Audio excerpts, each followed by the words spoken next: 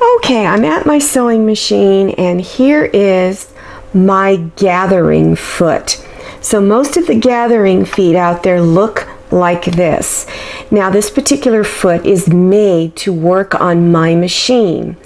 So if you can't find a foot at your local sewing machine store, you can go on the internet and find them, but make sure that the foot you're purchasing will work with your particular model, whether you're using a Singer, a Pfaff, a Brother, a Husqvarna Viking, whatever it is you're using, make sure that it's going to work with your machine.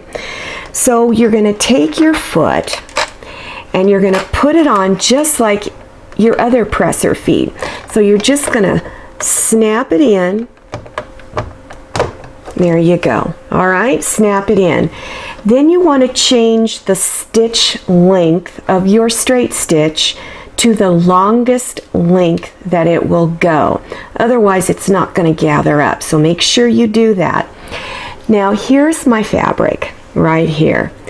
Now, because this is a double layer of fabric, when you're running this through this underneath this gathering foot, you're going to need to take your finger and put it behind the presser foot. So when you begin to gather it, you need to keep it in there nice and snug, and then it will gather it up. If you don't put your finger back there, it will not gather.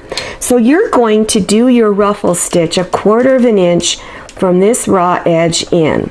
So just go ahead and lower your presser foot down, okay? And like I said, you're going to stitch 1/4 inch. Take your finger, press it back there, place it behind it, and slowly start stitching, okay? And you're going to see that it's going to start gathering up. Now, when you get a bunch clumped up behind there, release it a little bit, okay? And then put your finger back there again and push against it and push a little bit of fabric in there and continue sewing. And just keep doing that. Now, if you're not used to doing this, then you need to practice on some scrap fabric.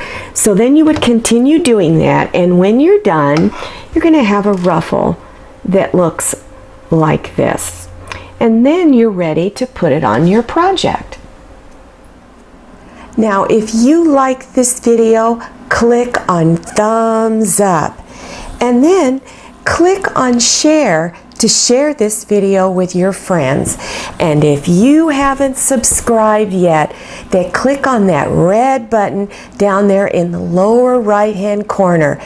Enter your email address and click on the little bell so you'll receive future email notifications about my latest videos. I'm Cheryl. So glad you came to my sewing room. See you next time.